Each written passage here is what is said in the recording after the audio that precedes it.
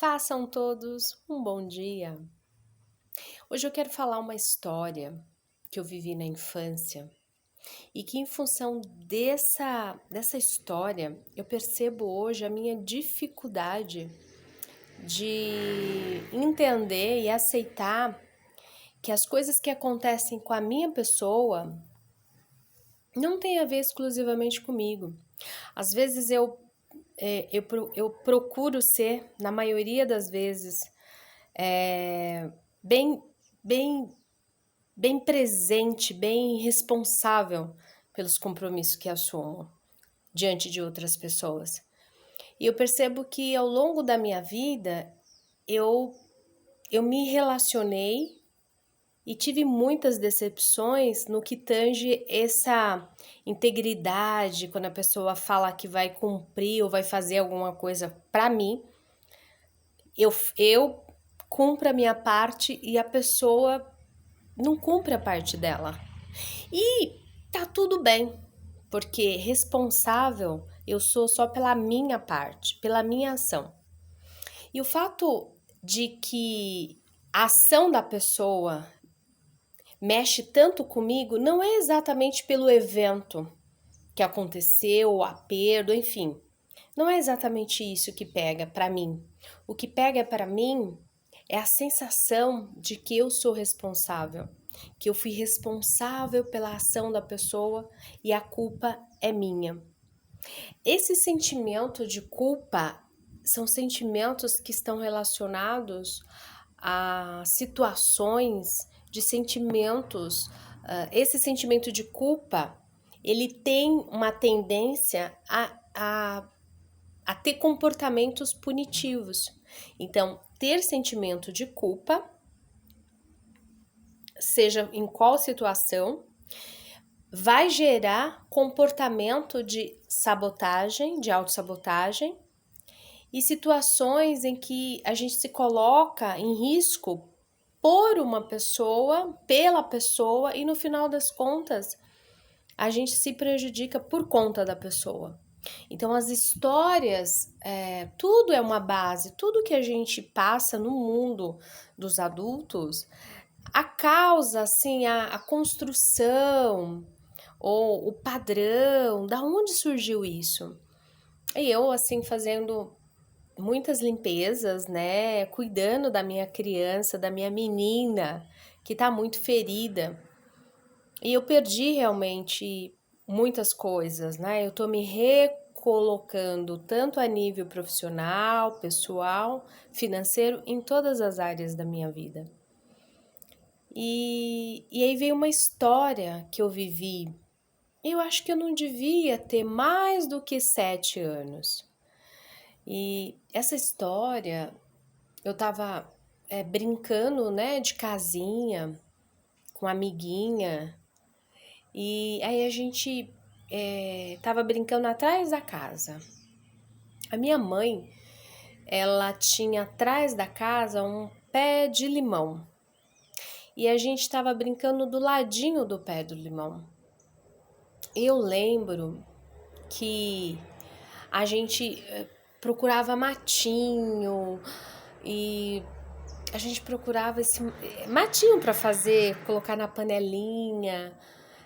E eu tava muito, nossa, muito feliz ali, entretida, brincando com essa minha amiguinha. E, e de repente a gente achou, fomos assim, andando assim ao redor da nossa casa ali, tinha muito matinho, muito. E aí a gente achou uns tomates pequenininhos, tomates, né? E a gente pegou, então a gente, né? A minha criança tava mega feliz ali, vivendo aquela historinha de fazer uma comidinha e toda entretida ali, brincando de fazer comidinha com essa minha amiga, né, de infância. E o nome dela é Neném, a gente chamava ela de Nenê, mas ela era muito grande, ela não era Nenê não, ela era mais velha que eu, salvo engano, pelo menos era maior. E eu com a Neném brincando ali, de repente o meu irmão Meu irmão, o meu irmão número 3 que é bem danado, na época, muito brincalhão, muito. A minha tia chama o termo arengueiro, né? Arengueiro é aquela pessoa que fica arrumando encrenquinhas, né? Então ele vivia mexendo, né, com as meninas, brincando, mas era pura brincadeira, né? E aí ele foi, a gente brincando ali, toda entretida, né? Aí a gente vai, pega os tomatinhos e coloca ali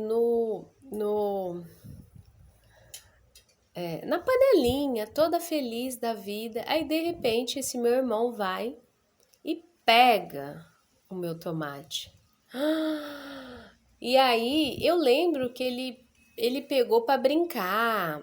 E eu não sei se eu xinguei ele. Eu não sei qual foi o que eu disse para ele, que ele foi e colocou na boca e comeu o tomatinho.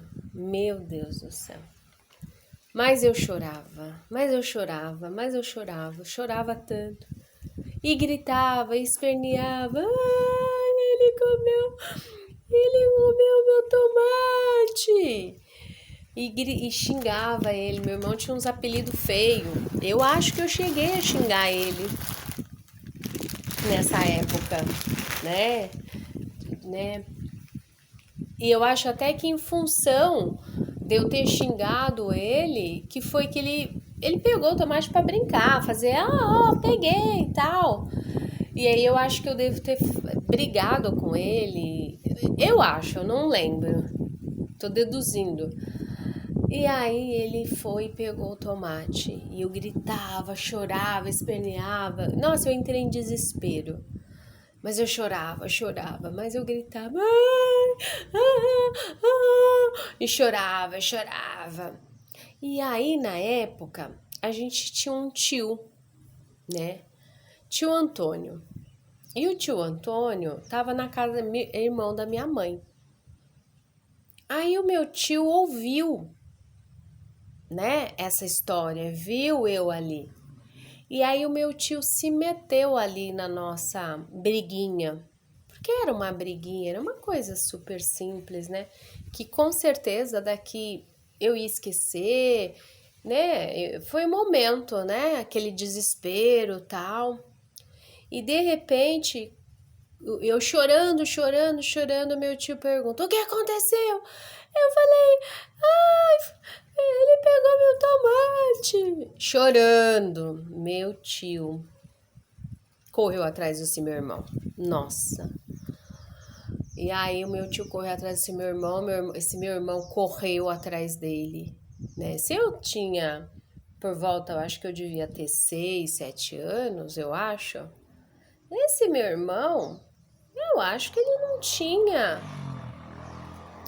tinha mais do que 10, no máximo 11, no máximo 12 anos, vai. Sim, não tô lembrando aqui de cabeça a diferença de idade entre eu e ele. E não é muita, não. Porque nós somos escadinhas, né? Lá em casa é um filho atrás do outro. E aí, o meu tio correu atrás do meu irmão. O meu irmão saiu correndo e foi direto para a esquina lá da casa onde a minha mãe mora até hoje. E tinha uma espécie assim tinha a rua, o asfalto, né?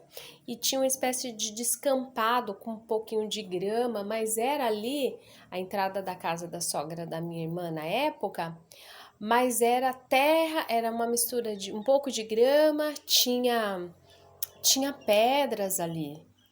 E aí quando meu irmão correndo do meu tio,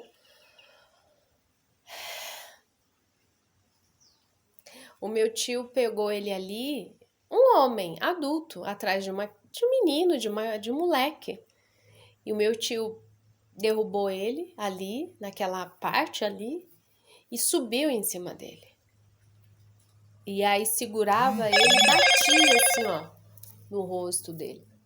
Aí, quando eu vi que o meu tio foi para esse caminho, que o meu irmão saiu correndo, e meu tio saiu correndo atrás dele, eu comecei a gritar pro meu tio: larga meu irmão, deixa o meu irmão, tio, deixa o meu irmão, tio. E aí o meu tio, imagina, né, a cena, ele em cima do meu irmão, acima assim, meu irmão no chão e ele assim batendo assim, e o meu irmão tentando se defender assim. E o que é pior, eu vendo toda aquela cena, e eu gritava: solta o meu irmão, solta o meu irmão. E aí ninguém fazia nada. Aí os outros passavam. E aí eu ia lá tentar tirar o meu tio me empurrava. E eu achava, e eu comecei a entrar em pânico. Solta o meu irmão! Tira o meu irmão dali, tira o meu irmão dali. Aí eu acho que o povo foi passando, e aí o povo foi fazendo uma espécie de aglomeração e ninguém fazia nada. Eu chorando naquele desespero, aquela cena horrível, meu tio em cima dele, batendo nele, batendo assim na cara, assim, dizendo: você vai mexer mais, sabe? E ele se defendendo, fora se defender, o peso do meu tio. E aquela cena foi acontecendo, eu gritando, e eu tentava tirar meu tio, imagina, empurrava eu, e eu desesperada, e ninguém fazia nada, ninguém fazia nada. Aí, de repente, eu comecei a entrar em pânico. Tira o meu irmão, sai de cima do meu irmão. Moço, ajuda meu irmão. E quem passava eu pedia pra ajudar. Eu não sei quem foi. Não sei se era um vizinho ou alguém. Falou: ô, cara, solta o menino. Ô, já deu. Para, solta o cara. Oxi, vai matar o menino? E aí, depois de muito custo, meu tio soltou o meu irmão. Nossa, eu até hoje, ó, fiquei até emocionada de contar. Eu até hoje sinto uma culpa enorme dessa história. Um exagero, né? Uma agressão gratuita em cima do meu irmão por tão pouco. E eu fiquei tão mal, tão mal, tão mal. E ficou uma situação tão constrangedora. Eu acho que os vizinhos chegaram e contaram para minha mãe. E a gente contou para minha mãe, enfim. E aí a minha mãe pediu para esse meu tio ir embora, porque já tinha aprontado de tudo. Já tinha esse mesmo tio, era muito danado. Esse mesmo tio falou para minha irmã. Minha irmã tinha uma frieira, minha irmã número 2 tinha uma frieira, e aí ele falou assim: ah, passa pimenta. E a minha irmã, tadinha, inocente, foi e passou pimenta. Nossa, na hora que começou a arder, ele começou a dar risada. Nossa, meu Deus do céu. A minha irmã pegou a grade do fogão e deu nas costas dele, que o negócio até amassou. Aí ele foi pra cima da minha irmã. Aí a minha mãe, pelo amor de Deus, não dá, não dá, não dá. Antônio, você aqui, não dá. E esse tio, até hoje eu não faço ideia. Esse tio sumiu no mundo. Não faço ideia aonde foi parar esse tio.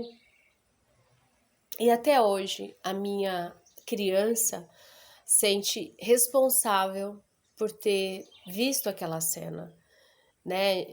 Eu me senti, ficou registrado que a culpa era minha. Imagina, olha que absurdo. O meu irmão fez uma brincadeira, o meu tio foi exagerado no corretivo e eu, a minha criança, registrou ali como que a culpa fosse minha, porque foi eu que chorei, foi eu que, que criei aquela situação por conta que o meu irmão pegou aquele tomate. Até na época ficou muito claro que era brincadeira, que era o jeito do meu irmão brincar. Era um jeito bobo? Era um jeito bom, mas era o jeito da época de se brincar, de pegar as coisas das meninas, sair correndo pra ela vir atrás, como se fosse. É uma forma, é a forma que ele tinha de brincar. E essa história, imagina, uma criança que chorou porque o irmão pegou tomate, pegou um brinquedo, por brincadeira, uma coisa que ali que eu chorei porque ele comeu, porque eu acho que eu devo ter falado xingado ele de algum apelido dele, e ele simplesmente brincou ali, e comeu. E aí eu, desesperada, chorei, como qualquer outra criança choraria ali, e como qualquer outro menino faria. Não era para tanto. Não era para tudo aquilo, para sair criar essa situação. Imagina, se eu que não vivi essa situação, imagina o registro que ficou nesse meu irmão, a violência sofrida gratuitamente. Então, essas histórias que eu vivi, essa história que eu vivi, faz muito tempo. Eu tô com 48 anos, eu tinha 7. Olha quanto tempo, 41 anos. E olha, você vê eu contar, me emocionou. Você vê como as histórias que a gente vive na nossa infância fica tão registrada a ponto de eu chegar aqui e contar para vocês. Não achei que ia me emocionar, não achei que ia chorar, não achei que... Mas a dor daquela criança, daquela menina que se sentiu culpada por uma coisa tão desmedida de um tio.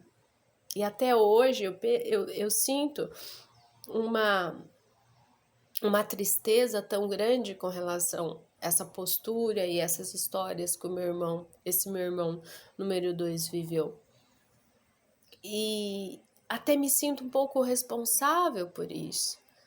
Agora, imagina uma criança que tá ali brincando e um menino que também estava brincando e um adulto que também foi corrigir de uma forma exagerada. Você vê, o que essa história tem a ver?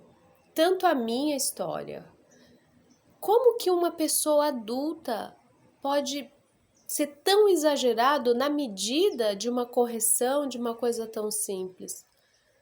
Para um menino, subir em cima do menino, bater na cara dele, além do tapa, da surra, a humilhação de todo mundo passar e ninguém fazer nada. Você vê a marca que ficou em mim vendo essa cena, a marca que provavelmente ficou nesse meu irmão vivendo isso, e acima de tudo, que adulto é esse que tem essa atitude? É um adulto que tem uma criança ferida. Ou seja, aonde ele aprendeu aquela medida de correção? Ou ele viveu, ou ele viu, porque essas coisas não se vêm do nada. A criança, imagina, o meu irmão hoje, meu irmão já passou por muitas coisas, né? Nesse sentido, nessas violências e tudo. Mas, assim, isso deixa marcas, registra, fere aquele menino, e esse menino cresce com aquela dor, com aquele sentimento de humilhação, com aquele abandono, porque imagina um homem adulto batendo no menino, no moleque, e ninguém fazia nada.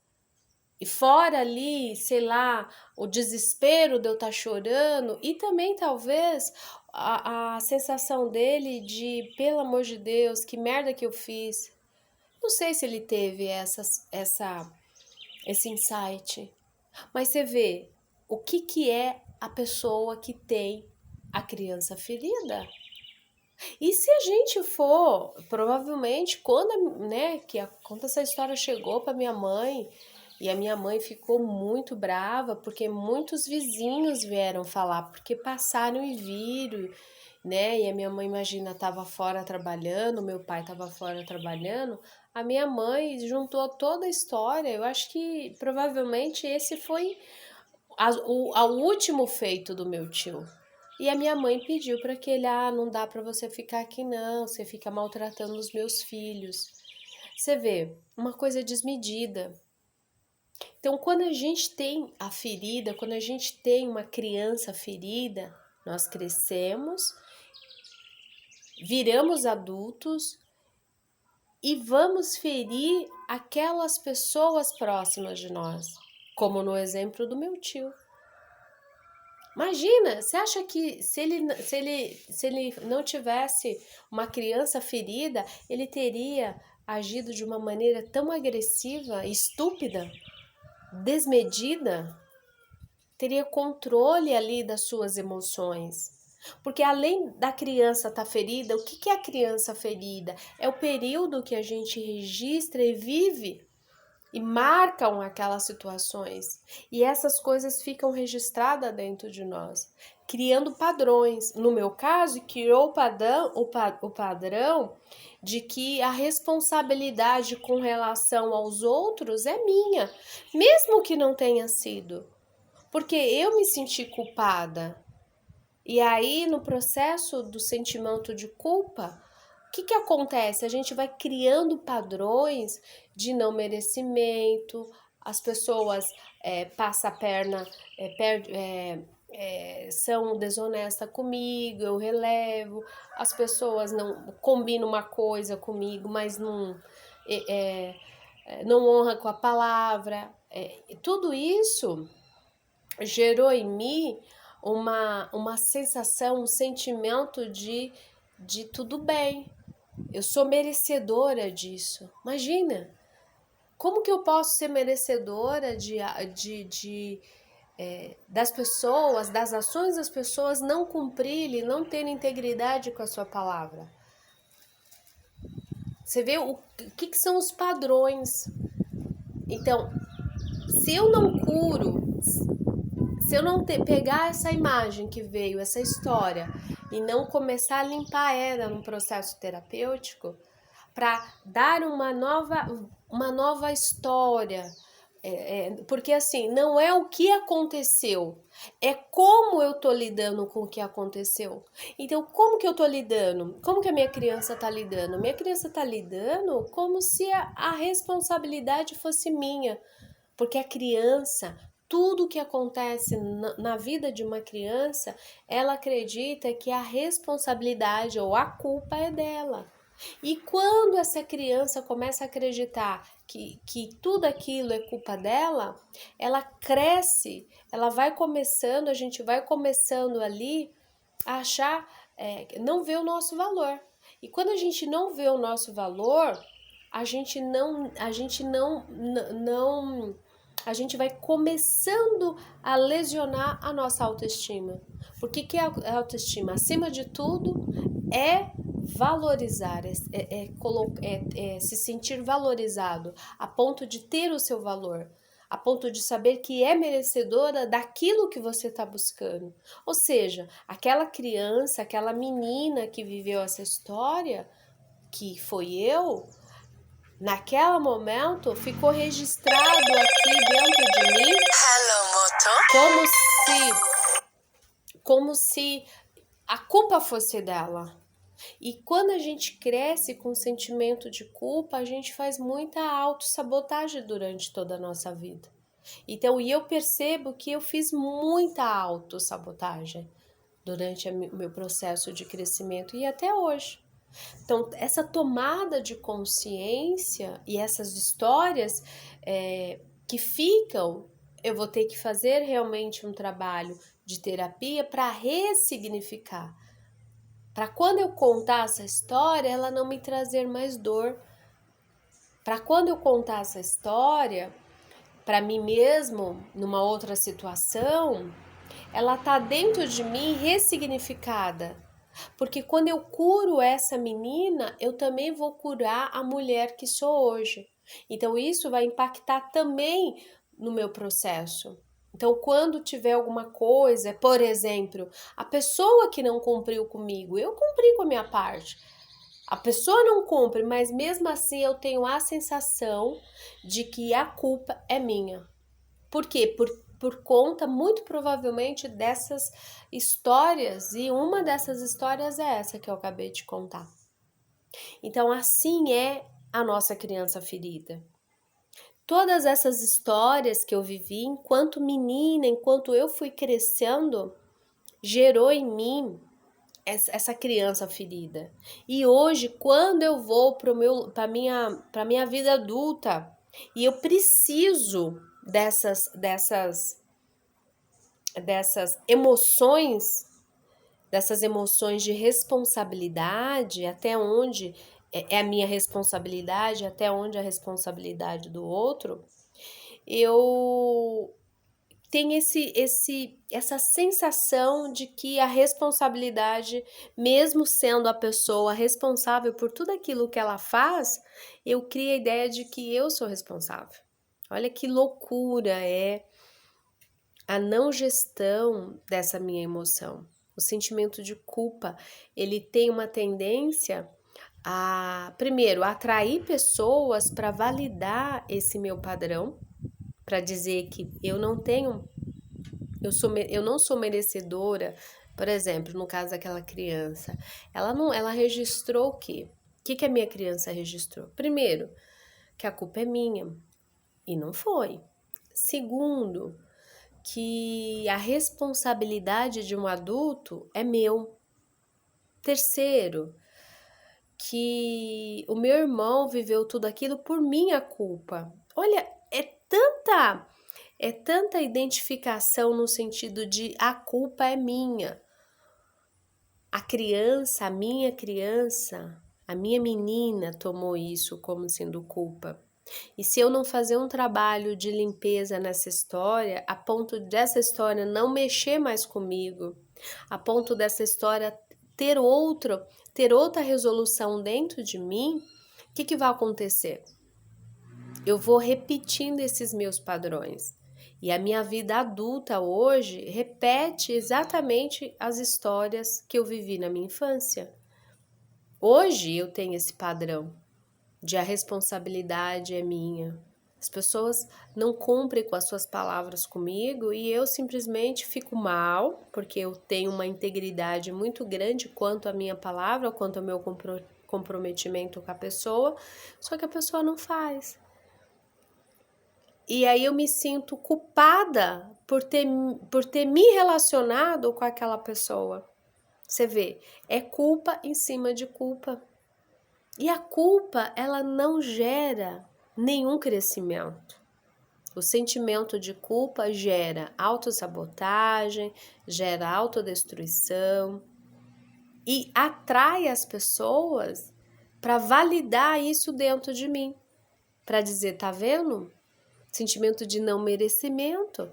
Tá vendo? Eu não mereço porque eu sou responsável, eu só atraio pessoa para validar esse comportamento que está registrado em mim, que não sei se foi exatamente neste momento que ficou registrado, mas é muito claro que esse momento tá muito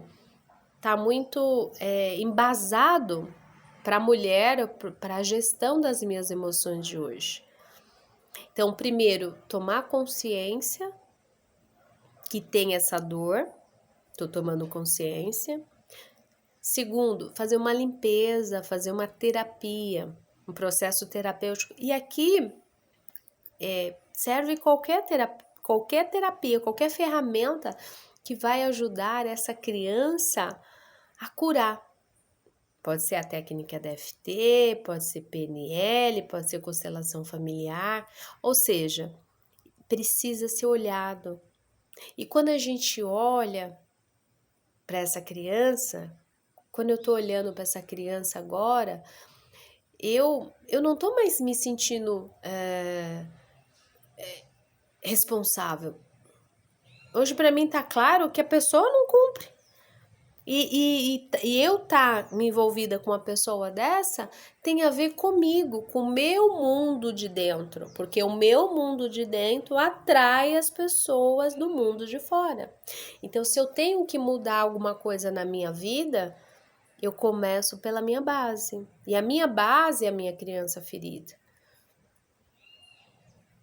Eu preciso ressignificar essa história, eu preciso curar essa criança em todos os aspectos. E quando eu curo a minha criança, eu também impacto na minha autoestima. Essa autoestima que é o motor de potência pessoal que cada um de nós temos quando temos. Então, quando a gente tem autoestima, a gente por si só tem autorrespeito. Porque uma pessoa que tem autoestima já é incoerente a culpa. A não ser que a culpa fosse. E aí o autorrespeito já mostra a pessoa, nossa, eu falei aqui, vou corrigir, vou fazer assim da próxima vez. Eu não estaria me repetindo esse padrão, porque isso é um padrão meu. E certa vez, assim, eu me dei conta que eu fazia isso, aconteceu muitas vezes isso na minha vida, né? Da pessoa agir com má fé, não cumprir com o compromisso, com a sua palavra empenhada, ou me prejudicar financeiramente, enfim, de alguma forma eu ser punida por uma ação da pessoa e não minha. E aí ainda, mesmo vivendo isso, eu ainda eu ainda me sentia responsável. É como se eu estivesse validando aquilo que a pessoa estava fazendo por mim. Um ato absurdo, porque a falta era com ela. E olha que é quando a gente não olha para as nossas emoções. Então, a pessoa, eu tendo todos esses aspectos da minha criança ferida, da minha menina ferida, quando eu vou para o mundo adulto e preciso dessas referências, dessas situações onde eu tenho o merecimento, onde eu tenho condição na minha autoestima, de ter o autorrespeito, a minha autoeficiência, o meu autovalor, a minha necessidade ali de ver a coisa acontecer, solicitar algo e ter aquele retorno para mim, eu não tenho. Por quê? Porque a minha estima está baixa por conta de todos os eventos que ao longo do ano, desses anos todos foram acumulando. Mas a minha base está lá na minha criança, na minha menina, que, por exemplo, impactou a minha vida com essa história. Eu espero que vocês tenham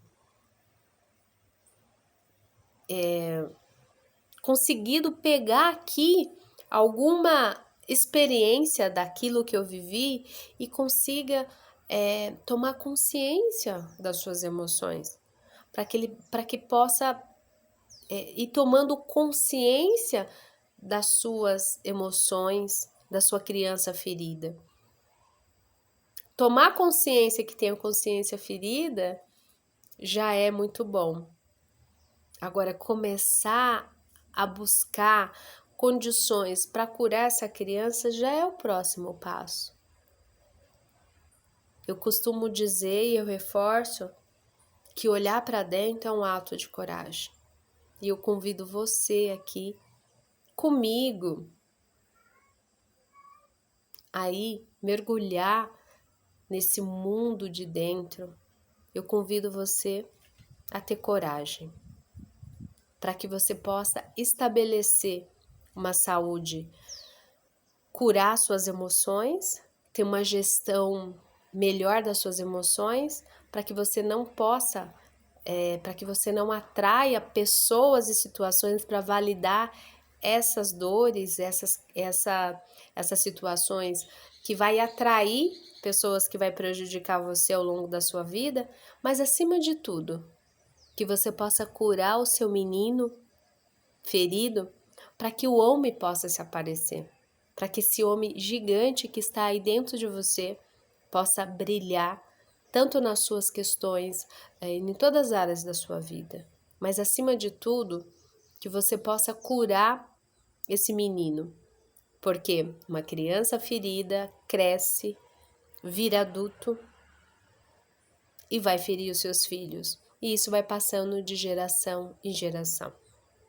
Eu deixo você agora no melhor lugar do mundo, dentro de um grande abraço. Homem, Você é amorável. Um beijo.